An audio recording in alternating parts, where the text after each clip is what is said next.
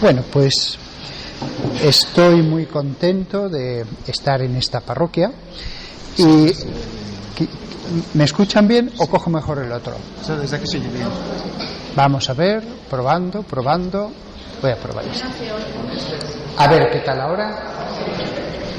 Ya he comprobado que los párrocos suelen reservarse el mejor micrófono para ellos. Bueno, sí, la verdad es que además de que estoy contento de estar en esta parroquia, que era una de las que no conozco en la diócesis, me ordené el mismo año que Ángel. Yo estaba de secretario del obispo y escuché cómo él quería ser ordenado sacerdote en su parroquia, y el obispo le dijo no, en la catedral. Y yo quería ser ordenado en la catedral y dijo no, en tu parroquia. Seguro que había razones muy profundas que de momento se nos escapan, pero que en el cielo comprenderemos. Hoy vamos a hablar del demonio. Va a ser un pequeño paseo.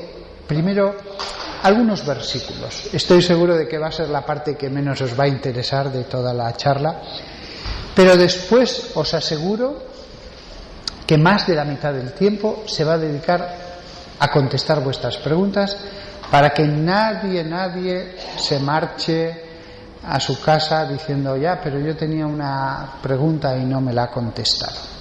Así que intentaré que nadie se marche con dudas. Vuestro párroco no creo que os haya hablado mucho sobre este tema, y ha hecho bien, porque los sacerdotes debemos estar centrados en la predicación del bien. Lo lógico de un sacerdote es que se centre en Jesús, se centre en Dios, en el bien. Pero en la Biblia hay también otras cosas, lo que los judíos llamaban la parte oscura de la Torá. Y hoy, justamente hoy, porque también es parte del mensaje de Dios, parte de la palabra de Dios, vamos a hablar de ese tema. Se podían haber escogido tantos temas, podía haber empezado de forma cronológica, pero al final he decidido tocar sobre todo 3 versículos que me parecen encantadores por su brevedad y que reflejan toda la esencia de este tema que vamos a hablar. El primero es el Salmo 74, versículo 14, cuando dice el salmista: tú quebrantaste las cabezas del Leviatán, lo diste como comida para las criaturas del desierto. Y ya no dice nada más. Claro, las cabezas del Leviatán. Cuando se escribió este salmo, no había ningún texto todavía en la Torá que hablara nada de quién era el Leviatán. De hecho, aparece poquísimas veces. ¿Quién era el Leviatán? Si no da explicaciones, es que aquellos que escuchaban el salmo lo entendían. Si no dijera el Leviatán es esto, lo otro, tantas veces. La escritura en ese momento lo que no se entiende lo explica, pero esto no. Fijaos, hay varios textos ugaríticos del ciclo de Baal que hablan de esta figura, el Leviatán. Voy a mencionar, por ejemplo, ahora uno. Dice: porque tú mataste al Leviatán, la serpiente resbaladiza. Tú hiciste un final para la serpiente que se retuerce, que tiene 7 cabezas y que está apretadamente enroscada. Fijaos, coincide de maravilla, y es un texto pagano. Por lo tanto, cuando Dios habla del Leviatán en ese salmo y en otros, está usando un vocabulario que aquellos pastores, aquellos agricultores lo entendían. El Leviatán era una figura mítica que tenía varias cabezas, que era malvada. En esos otros ciclos mitológicos, lo mismo, había una gran lucha entre el Dios poderoso bueno, el más importante de todos, y esta figura oscura, tenebrosa, malvada. El mensaje de Dios es claro: tú quebrantaste las cabezas del Leviatán. Dios ha vencido. Dios ha vencido. No tiene nada que hacer. Esta figura, que va a aparecer pocas, pero varias veces más en el Antiguo Testamento, que después en el Nuevo Testamento, ya escrito en griego, en otro ambiente mental, se le llamará diabolos, el diablo. Esta figura ha sido derrotada. No tiene nada que hacer. Tiene varias cabezas. Dios toma ese elemento cultural y dice: sí, esto es una enseñanza. El mal tiene muchas cabezas. No, así como el bien tiene una cabeza, el pueblo de Dios es solamente uno, el mal tiene muchas cabezas. ¿Y cómo expresar la idea de mal? Pues con una idea que aparece aquí y que va a aparecer hasta el final de la Biblia en el Apocalipsis, como una inmensa, gigantesca serpiente. Es como si Dios dijera: os he hablado mucho de mí, de Dios, del bien, de lo que tenéis que hacer, pero quiero mencionaros, solo mencionaros, que existe una figura gigantesca, poderosa, espiritual, invisible, que es el adversario de todo eso que os he enseñado, el Leviatán, que fue quebrantado y que en el Apocalipsis será arrojado al lago de fuego. De nuevo en el Apocalipsis vuelve otra vez a presentarse bajo la figura de la serpiente. Claro, diréis, ¿qué más podemos saber sobre él? Claro, al decir la serpiente, y no una serpiente normal, sino gigantesca, como era la serpiente de los ciclos ugaríticos, gigantesca, inmensa, monstruosa, está queriendo decir: fijaos en las serpientes, fijaos cómo son ellas, cómo actúan, cómo viven, cómo sienten, cómo devoran a sus presas, astutas, se acercan, sigilosas, son frías. La serpiente no tiene sentimientos, ni con sus crías, ni cuando se encuentra con otra serpiente, sea del mismo o de distinto sexo. Es decir, cuando Jesús está diciendo: os doy todo poder y autoridad y pisotearéis las serpientes y escorpiones, está diciendo: fijaos cómo son las serpientes y los escorpiones, y vais a saber algo de ese mundo espiritual. Algo. Os vais a poder asomar, porque es mi voluntad que sepáis que este mundo también existe. Muchas veces Jesús, y por supuesto Dios en el Antiguo Testamento, corrige lo que piensa su pueblo y los israelitas que escuchaban a Jesús, muchas veces. Sin embargo, en este caso del mundo infernal, del mundo de los espíritus revelados a Dios, no solamente no lo corrige, sino que añade más datos, tanto en el Antiguo como en el Nuevo Testamento. Pero siempre bajo esto que dice este Salmo 74: tú quebrantaste las cabezas del Leviatán. De nuevo aparece esta figura en Isaías 27, versículo 1. En aquel día el Señor, con su cruel y gran y fuerte espada, castigará al Leviatán, la serpiente que huye, al Leviatán, la serpiente que se retuerce, y él matará al monstruo que está en el mar. Interesante. En la mitología, el Leviatán, a diferencia del Behemoth, por ejemplo, es un monstruo marino. Pero claro, es un monstruo que en la Biblia es espiritual. En San Juan, cuando vuelve a hablar de la serpiente, de más cosas, dice: he visto a la mujer al lado del mar. Y el ángel le explica: la mujer que has visto, la gran Babilonia, es una gran ciudad. Y el mar que has visto es la multitud de los pueblos.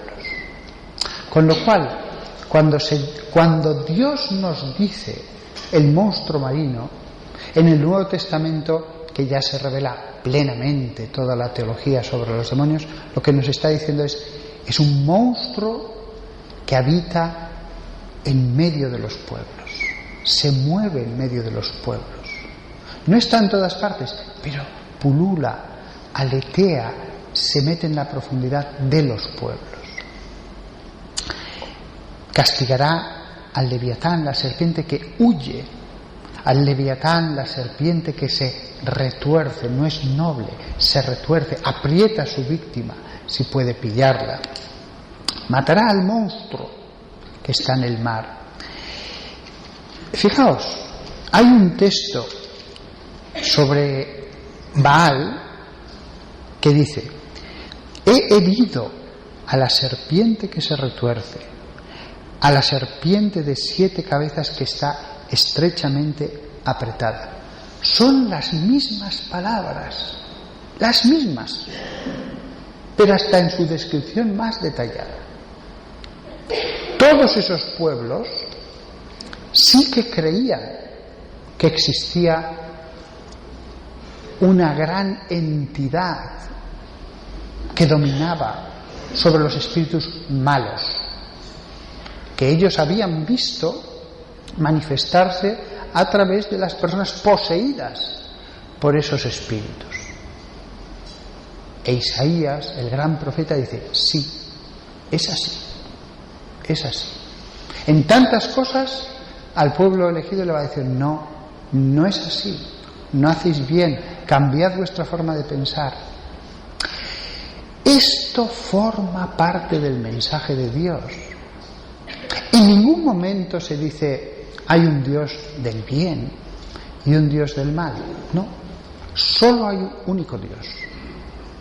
No se dice: hay un Señor del cielo y un Señor de la tierra que es malo. No, solo hay un único Señor. Pero, del mismo modo que el profeta Ezequiel o San Juan van a describir las gigantescas formas vivientes que están en la cúspide del mundo angélico, las que están justo alrededor del trono de Dios, cubiertas de ojos, con 6 alas, día y noche cantando: santo, santo, santo es el Señor. Del mismo modo que describe todo eso, también dice: pero fuera de aquí también hay otra realidad espiritual tenebrosa, malvada, una realidad que solamente viendo a esas serpientes que se esconden bajo las piedras, a esos escorpiones que pululan en lo que no veis, la oscuridad, os podéis hacer una idea. Salmo 104, versículo 25 al 26. El Salmo 104 describe muchísimas cosas del mundo. Es una selección encantadora del poder de Dios creador. Tantas cosas nos cuenta Dios mismo que Él ha creado a través del salmista. Es palabra de Dios, no es un humano que de pronto se pone a hablar, es Palabra de Dios. Pues bien, en un momento dado, en la mitad del Salmo, a partir del versículo 25, dice: allá está el mar, grande y ancho, innumerables criaturas extrañas hay allí. Cosas vivientes, tanto pequeñas como grandes. Allí están los barcos y el leviatán que tú formaste para jugar con él. Este versículo se suele traducir de formas un poco distintas porque puede resultar chocante, pero dice: y el leviatán que tú formaste para jugar con él. Y después sigue con la lista de criaturas que llenan todo el mundo. Fijaos, ningún temor al diablo es enseñado. Se nos presenta en este salmo a un Dios gigantesco, todopoderoso, que tiene en el fondo, en su mano, todo el universo, y esta figura gigantesca, la reina de toda esa jerarquía de seres espirituales rebeldes, es como una lagartija con la que él juega. Es una figura preciosa. Es cierto que este salmo habla a gente sencilla, pastores, agricultores, que entendían perfectamente esta imagen. Pero hay una teología muy profunda detrás de esto. No es como en algunas culturas el yin y el yang, no. En el cristianismo no existe esa mentalidad. Dios es el Señor. Dios es el Señor. Él está controlando absolutamente todo. Esas figuras primordiales terribles actuarán solo en la medida en que Dios permita que actúen. Y esto es lo que se va a reafirmar por parte de Jesús cuando venga a predicar. Cristo, en el fondo, hiere mortalmente, de un modo espiritual, al dragón. Digo dragón porque Draco, la palabra griega, aparece en el Nuevo Testamento. ¿Cómo denominar a la figura maligna que reina sobre todas esas figuras infernales? Y San Juan dirá Draco, de donde viene dragón. Significaba lo mismo, y hay representaciones en vasijas y en relieves de cómo eran los dragones, tanto para los griegos como para los romanos. Qué interesante. Ningún temor. No se nos dan fórmulas de protección. Si vosotros leéis a esos mismos textos que he dicho, ugaríticos, etcétera, de todos esos pueblos, de todos, pierden mucho tiempo en explicar cómo protegerse, cómo destruir los hechizos. Nada de eso vamos a encontrar en la Escritura. Dios no emplea ningún esfuerzo en decir: os tenéis que proteger así, tenéis que hacer esto, cuidado, no hagáis lo otro, uy, eso es peligrosísimo. No. Siempre que voy a dar conferencias, lo que más me pregunta la gente: pero ¿cómo nos podemos proteger? ¿Cómo nos podemos proteger? ¿Dónde están los peligros? Como si hubiera una contaminación que se pudiera pegar por el contacto con algo, por un objeto, Nada de todo eso es enseñanza bíblica. Al revés, el silencio de Dios con respecto a todo eso que tanto les gustaba a esos pueblos ya es una enseñanza, ya la es. No os preocupéis. Si lo que tenéis que hacer es orar a Dios, que Dios tiene plena autoridad sobre esos seres malignos e incluso sobre el más poderoso de todos esos seres malignos. Antes de acabar este paseo por unos versículos de la Biblia. Os voy a leer entero en el capítulo 12 de Ezequiel un texto que el profeta Ezequiel claramente dio contra el príncipe de Tiro, sin ninguna duda, porque lo dice el mismo texto sagrado. Pero claro, todos los santos padres dijeron, uy, San Basilio, San Gregorio Magno y después todos los que siguieron dijeron, sí, lo dijo respecto al príncipe de Tiro, pero en realidad a quien de verdad esto se está refiriendo es al diablo. Jesús, ¿cómo explicaba las cosas? Con parábolas.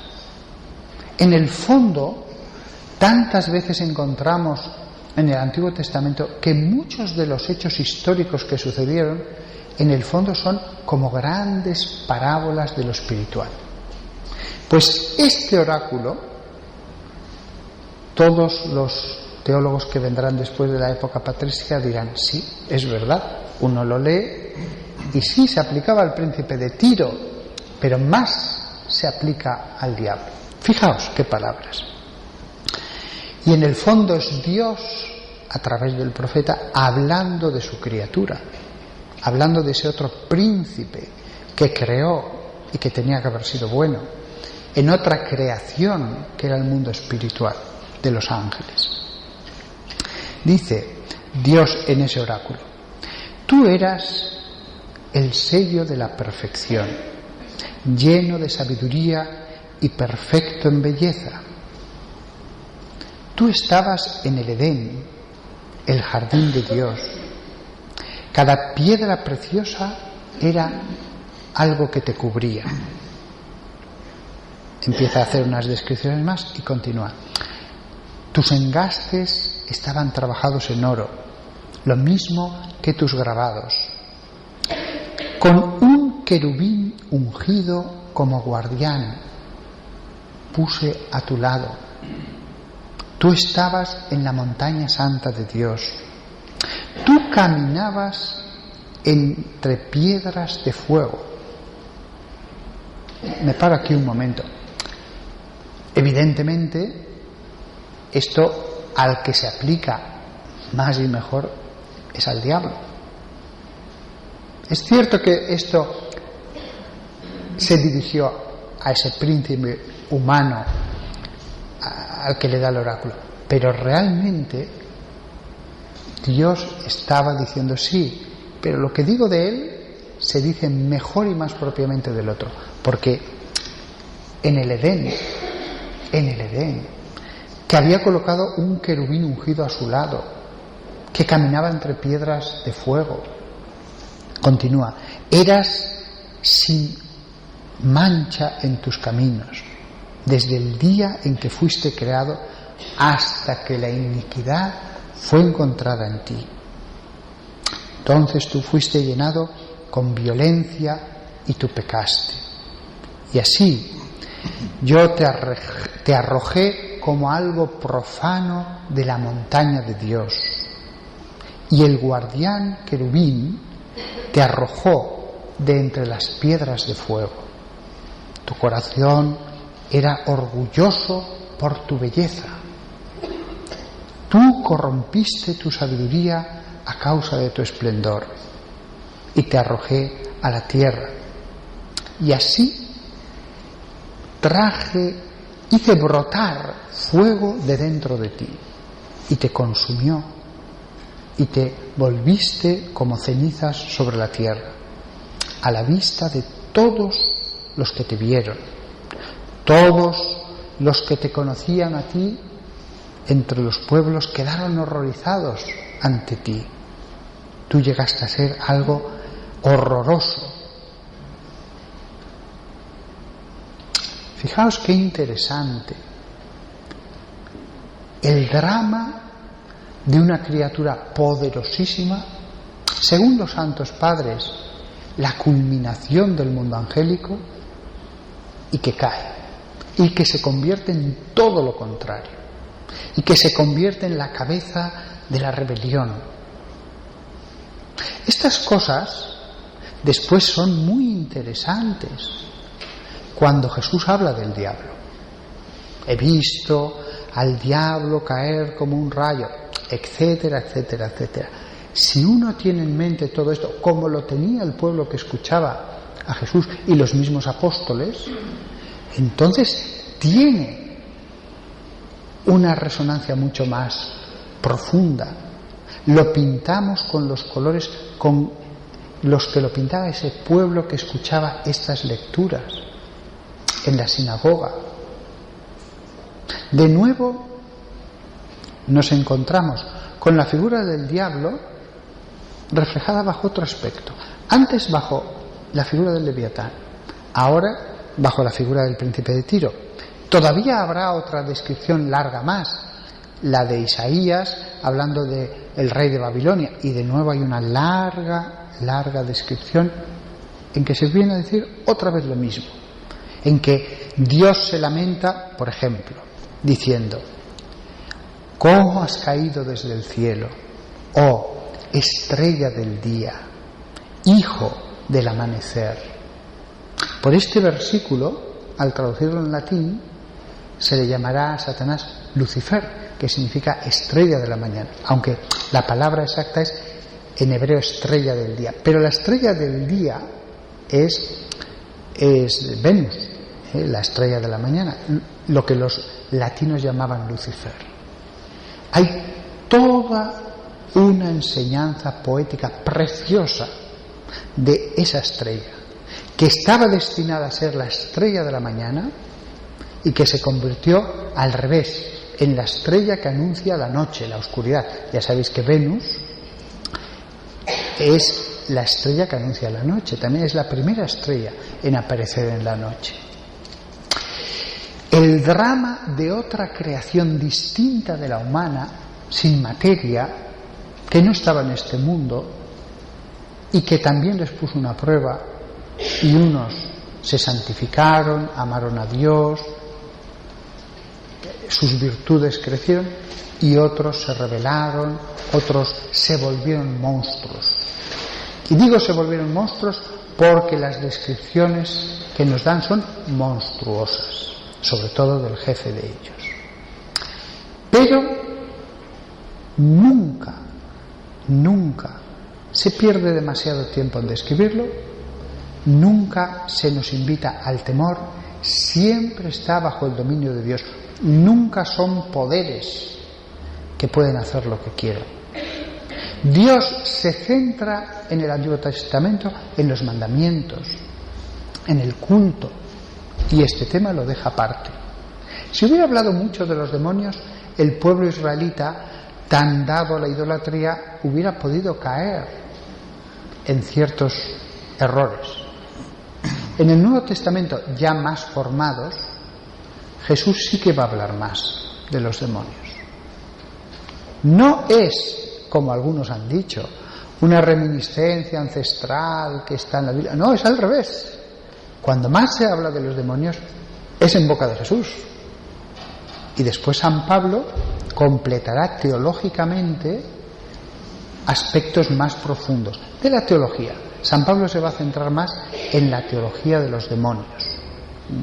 Y finalmente el Apocalipsis acaba con la gran confrontación entre el reino de Dios sobre la tierra, los santos de Dios, y la serpiente antigua que se retuerce y que genera con su tentación, pero solo con su tentación, porque es una obra humana, al dragón de las 7 cabezas.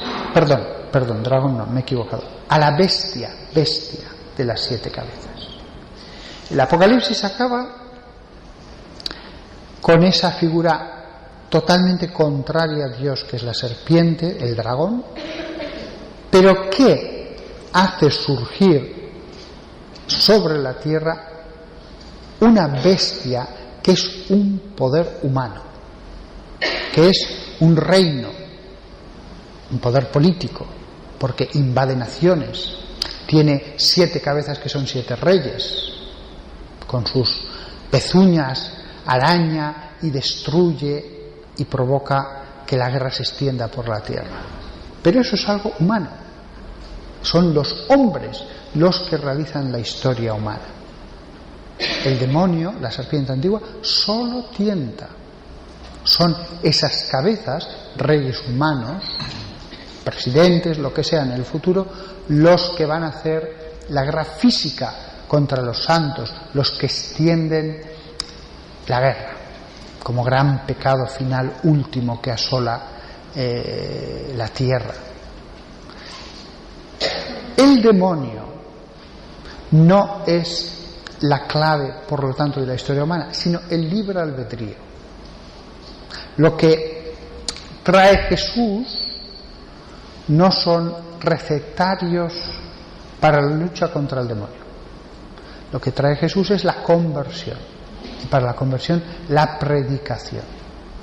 Es cierto que en esa predicación del reino también dedicará momentos a hablar de los demonios, pero no está centrado en eso, ni la lucha está centrada en eso, ni el modo de defendernos son cosas materiales o fórmulas o determinadas oraciones. No va a enseñar ni una. Incluso en el Padre Nuestro dirá: líbranos del mal. Podría haber dicho: líbranos del maligno, pero el texto canónico dice: líbranos del mal. Es verdad que el texto griego, como el latino, se puede traducir como líbranos del mal o líbranos del maligno. Admite las dos traducciones, pero dado que no hay nada que nos haga pensar que nos tenemos que inclinar por una o por otra, la traducción debe ser la que siempre se ha dado: líbranos del mal, que es genérico. De lo contrario, estaríamos pidiendo solo por un aspecto del mal y no por todo el mal. No sería una oración completa en ese sentido. Así que, aunque ahora dedicaré tiempo a responder vuestras inquietudes, curiosidades, etc., esta parte, que puede parecer menos interesante, realmente responde todas esas cuestiones en su aspecto genérico. Existe, es parte de lo que nuestro Padre nos ha dicho, es parte del Evangelio. Allá donde se predique el Evangelio se predicará lo que Jesús dijo sobre ellos, pero tanto los israelitas como los cristianos debemos estar centrados en Dios. Es como cuando me dicen: nuestro párroco nunca habla del demonio. No pasa nada, no pasa nada. Si habla de Dios, es más que suficiente. Siempre habrá en la Iglesia sacerdotes especializados en este campo, como los hay en la Mariología o como los hay en pecados. Hay sacerdotes que estudian moral y que se centran en pecados. Pues ya está. Después la teología sí que admite muchas especialidades, pero la vida cristiana no. La vida cristiana debe dedicarse al bien. No pasa nada por olvidarse un poco del demonio. No pasa nada. No tengáis miedo. La gente a veces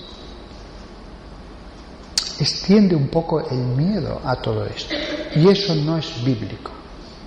Los hechos rarísimos que aparecen en el Evangelio son excepcionales, no es lo normal. Lo vemos que no es lo normal.